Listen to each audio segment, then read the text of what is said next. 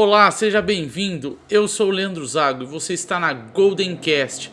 Novamente aí fazendo a terça técnica aí para você, para trazer o que está acontecendo nos mercados de forma mais técnica, de forma mais consistente, certo? E aí o que eu queria falar pela primeira vez aí para você é sobre o DXY, hein? Do Dollar Index, que é o índice de força aí do dólar em relação às outras moedas. E o que ela está fazendo, se você for acompanhar aqui, ela está fazendo aí uma demonstração de força. Se você olhar, por exemplo, o nosso RSI, que é o índice de força relativa aí, ela está pegando suporte novamente aqui nesse fundo desse canal ascendente aqui. E dentro desse movimento de alta tá mostrando força aqui, hein? Então ficar esperto que pode ser que esse sinal aqui que a gente está tendo no mercado, talvez do rally de alívio, ele só vai acontecer enquanto esse DXY aí ele retorna para o primeiro suporte, que é o suporte preto aqui, hein? Então, enquanto esse DXY retroceder até os 98 pontos por aí, pode ser que a gente venha a ver um rally de alívio para Bitcoin e para as altcoins. Mas o que está acontecendo aqui no RSI é um suporte, hein? Tomar cuidado com essas coisas, certo? E olhando, por exemplo, a Bitcoin, como ela respondeu para o Crypto Bill que foi passado ali pela Loomis lá no Wyoming, que é uma senadora americana que introduziu uma lei para ser votada, né? É como se fosse um começo de uma lei para você poder começar a discutir sobre criptomoedas, né? Então ela colocou a Bitcoin dentro do setor das commodities, ela determinou quem são os órgãos americanos, né, que vão começar a regular esse tipo de coisa.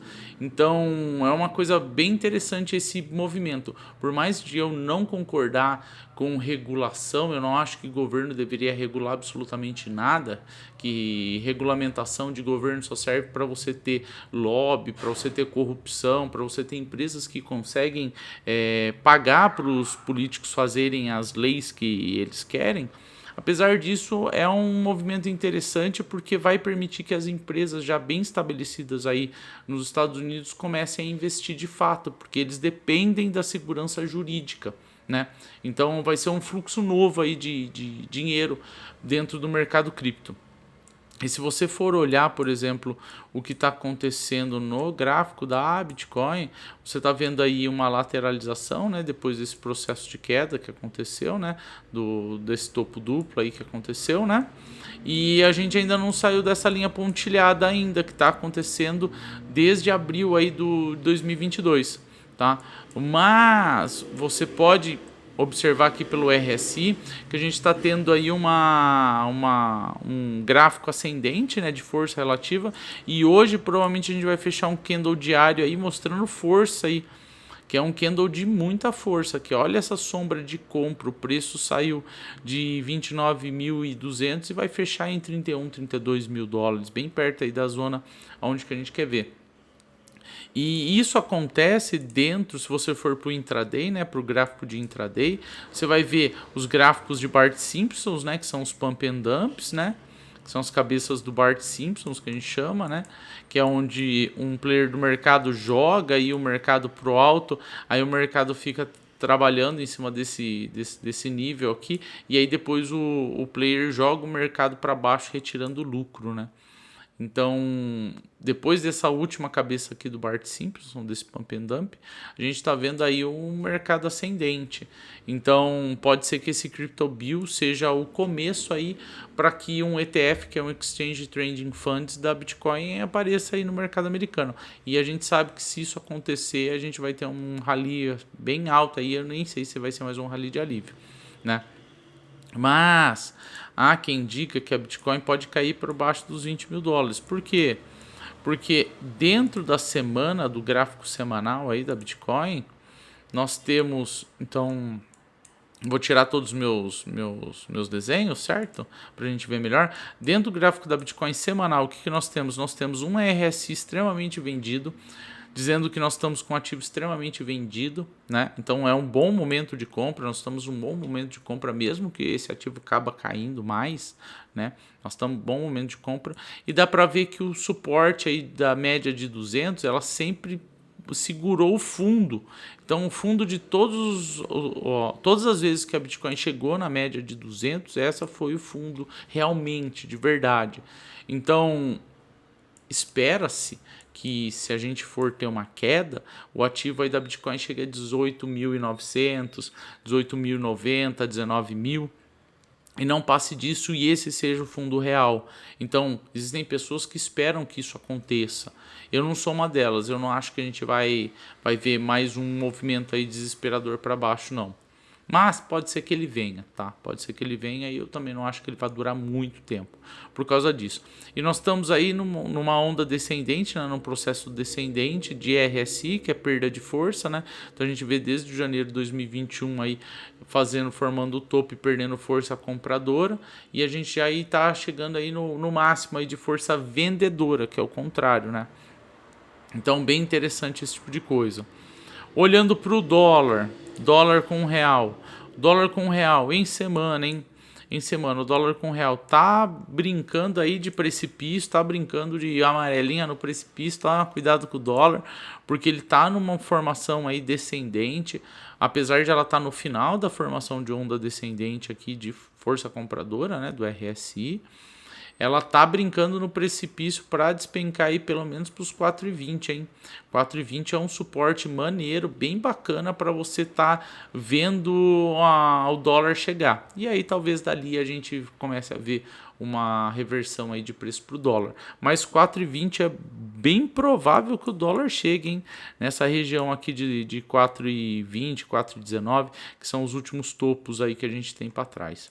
Certo? Isso na semana. Se for olhar aí para dias, no gráfico do dólar, o que nós temos é a mesma coisa. Ela perdendo as linhas de suporte de média, né? Então as linhas de média formando um death cross, né? Que é um cruzamento da morte. Apesar de que ela está tentando formar um fundo duplo aqui com um movimento ascendente no RSI, não acredito que isso vai vingar não, porque o período de semanas geralmente é mais forte, consegue ter mais força aí para puxar os mercados, certo? E agora falando de mercado americano, o S&P. O S&P está tentando voltar para cima das linhas aí de média, né? Aonde você vai começar a acreditar num processo de reversão, está testando os fundos que aconteceram em março de 2022, e se esses fundos forem rompidos e chegarem aí a 4.300 pontos por aí, a gente começa a acreditar no processo reversivo, e aí pode ser que o Fed volte atrás em tudo que ele tinha falado, que ele ia fazer o aperto monetário, ia subir, é impossível que ele faça esse aperto monetário que ele estava falando, porque o serviço da dívida é enorme, a dívida americana já está em 120% do PIB. Eles não conseguem subir a taxa de juros básico e manter o serviço da dívida pagando a dívida. Então, eu não acredito que eles vão subir acima de 3, 4 pontos. A gente já está perto de 2. Então, talvez eles comecem a amenizar o tom aí da voz, certo?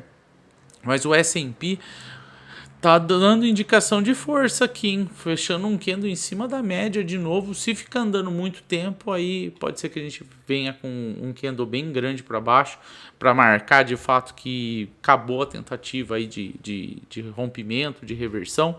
Mas amanhã, se a gente fechar para cima aí da média, para cima de todos esses candles aqui que aconteceram aí nessa semana passada, isso indicaria uma força e uma possível reversão para o S&P, hein?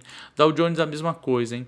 Dow Jones já ainda está brincando em cima das médias, ela não perdeu essa média aqui de verdade nessa última semana passada, mas também está na mesma situação do mercado brasileiro. Ouro. O que está acontecendo com o ouro? O ouro está sendo espremidão dentro dessa faixa aqui de médias, onde que o preço está extremamente comprimido, está espremido ao máximo.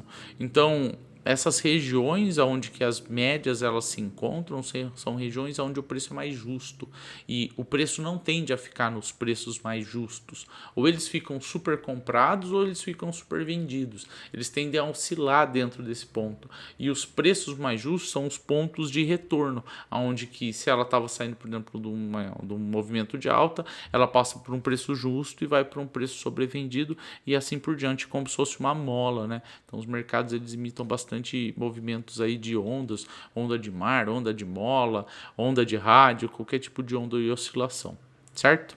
Então o ouro está dentro de um preço de compressão exprimido, mas ainda não mostrou fraqueza. Eu acredito que o ouro vai ser o grande vencedor aí para os próximos anos, certo? O ouro é um bom investimento. Mercado brasileiro. Mercado brasileiro, o que nós temos? Nós temos Bovespa, Bovespinha, nossa amiga, querida Bovespa. Como o Brasil é bacana, só tem uma bolsa de valores. Ó, como a gente é o país maravilhoso.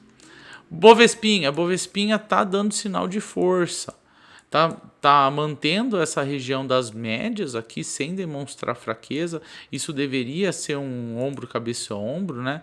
Essa formação aqui deveria ser um ombro, uma cabeça e um ombro, e ela ainda não desenrolou aqui, ela não fechou a linha do sovaco, ela não rompeu essa linha. Nesse movimento de rompimento, a gente sabe que o mundo está acabando, e ele não rompeu, justamente o contrário.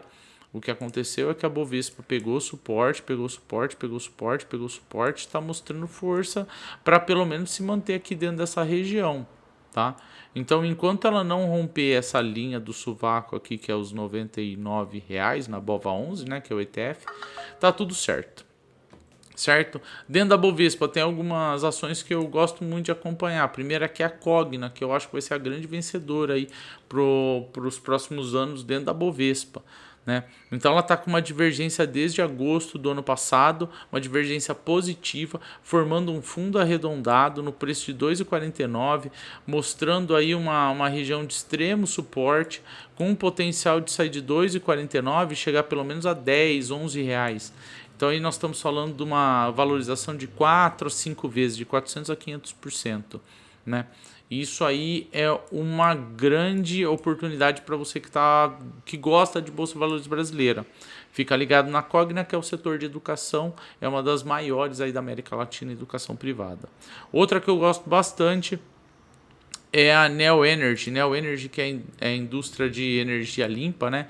Energia renovável, de fotovoltaica, de eólica, todo esse tipo de energia limpa a Neo Energy está fazendo. E ela está com um gráfico absolutamente muito bonito.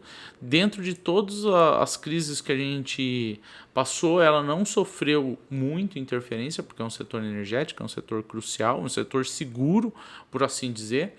E ela está na faixa aí dos 15, 16 reais. Mas quando ela começar o movimento de alta ainda, que ela não teve desde o IPO dela aí de 2019...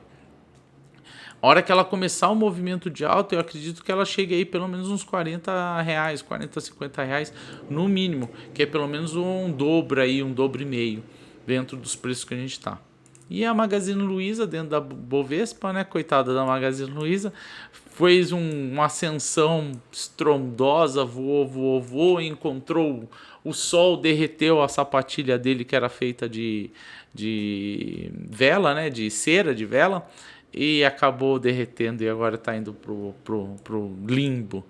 Onde comprar a Magazine Luiza? Eu acredito que a Magazine Luiza ela chegue pelo menos a uns 2,50, tá? 2,50 é um preço justo, que é o último topo aqui dentro dessa região. Então 2,50 é um preço mais aceitável aí para a Magazine Luiza. Se perder 2,50 a gente vai para 1,50, 1,40, e se perder 1,40 a gente vai buscar ela lá nos centavos. Tá? Mas eu também não acredito que a Magazine Luiza tenha muito mais para perder, tá? A não ser que aconteça outras coisas. Altcoins, mercado de altcoin no geral, tá? Cardano vai soltar o hard fork da Vazio, ou Vazio, que vai aumentar a taxa de transação da Cardano. Tem um monte de protocolo aí esperando isso acontecer para elas começarem a soltar mais coisas dentro do ecossistema. Isso aí vai ser bem grande. Todos os outros hard forks delas foram movimentos de alta. Tem que olhar esse tipo de coisa, tá? Coti, que é o que eu gosto bastante. Coti está dentro de uma região de preço onde ela está exatamente acumulando no último fundo, que foi os 10 centavos. Tá? Se isso aqui segurar por muito mais tempo e dar uma indicação ao fundo arredondado, romper essa região aqui de RSI neutra, né, que é os 50 em dias ou em semanas, se você for olhar em semanas está mais bonito ainda, a possível volta dela, né? Só que a gente está vendo um funil de baixa, né? Se você for em semanas, você está vendo um funil de baixa. E a gente tem pelo menos até o dia 15 de agosto aí um movimento de alta para Coti, tá? Que talvez você possa queira pegar. E a Coti, lembrando que ela é a empresa que vai soltar a DJED, que é stablecoin dentro da Cardano, que vai rodar todos os FIIs de transação da Cardano dentro da DJED. Então é bem interessante olhar para ela, tá? Outra bacana que eu gosto de falar aqui que está se destacando é a TRX, tá? TRX, que é a moeda Tron, não sentiu queda, não sentiu nada, tá se acumulando aí nos 8 centavos de dólar. Se você for ver esse gráfico aqui, é um gráfico de alta desde janeiro em RSI, em preço. Isso aqui é absurdamente forte, absurdamente forte. A hora que ela romper essa região aqui de correção, isso aqui vai estourar. É uma moeda fortíssima aí para estourar. Se você for ver ela em relação a Bitcoin, ela está testando um suporte aí que é o suporte macro dela, que vem desde 2018, então são 4 anos, suporte não, resistência, que vem desde 2018, aqui na região dos 300 satoshis. Possivelmente ela vai fazer uma volta aí para a região dos 160, 200 satoshis, e aí lá para janeiro, fevereiro, março aí do ano que vem, a gente vai estar vendo ela sair dos 200 satoshis e começando aí a sua jornada para ser uma das top 10 de novo do mundo cripto. Certo? Então, se você gosta desse tipo de conteúdo, se você gostou de ver esse canal, de ver esse vídeo, já clica no se inscrever, clica no like, deixa seu comentário que eu vou estar respondendo. Beleza? Valeu!